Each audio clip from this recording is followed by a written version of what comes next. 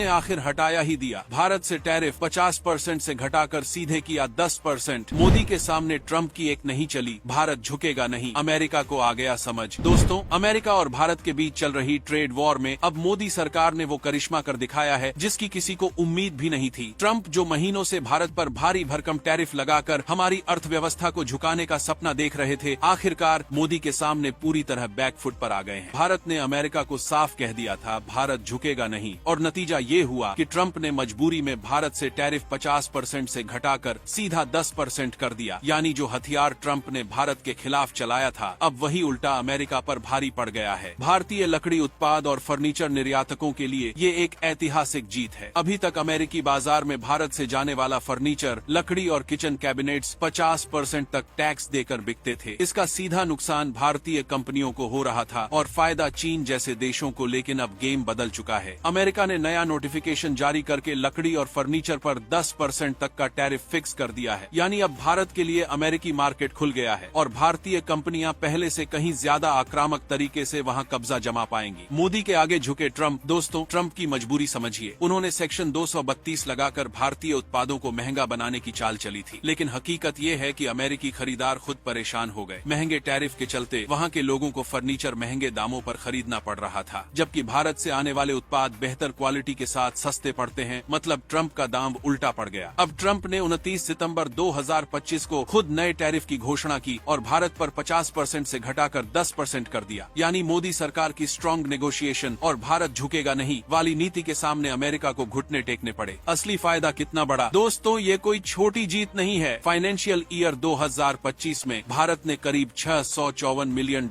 के लकड़ी और फर्नीचर उत्पाद अमेरिका को बेचे। इसमें सबसे बड़ा हिस्सा किचन कैबिनेट्स और वैनिटीज का था, करीब $568 मिलियन। इसके अलावा अपहोल्स्टर्ड फर्नीचर $83 मिलियन और सॉफ्टवुड लंबर $3.2 मिलियन का निर्यात हुआ। अब सोचिए, इन सभी पर जो पहले 50% टैरिफ लगता था, वह घटकर 10% हो गया है।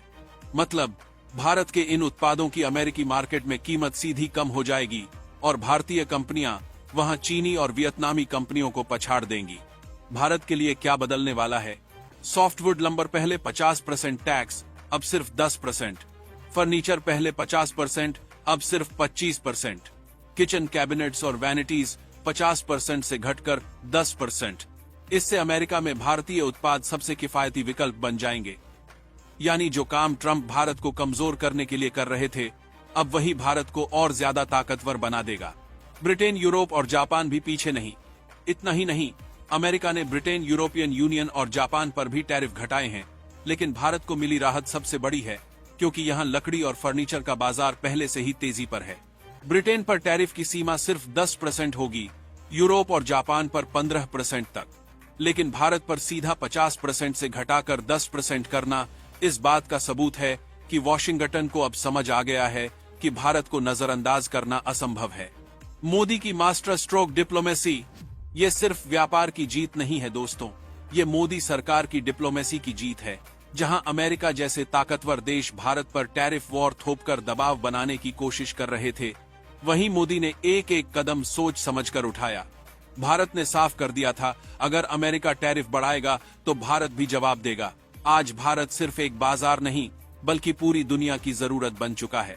अमेरिका को भी ये मानना पड़ रहा है कि अगर भारतीय निर्यात को रोका गया तो वहां की अर्थव्यवस्था पर सीधा बोझ बढ़ जाएगा।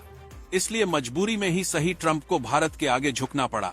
अमेरिका जैसा देश जो बार बार अमेरिका फर्स्ट की बात करता है, उसे भारत की शर्तें माननी पड़ी हैं। अब भारतीय कंपनियां अमेरिकी बाजार में और आक्रामक होंगी और आने वाले सालों में भारत का निर्यात कई गुना बढ़ेगा। सीधी बात यह है, भारत झुका नहीं, अमेरिका को झुकना ही पड़ा।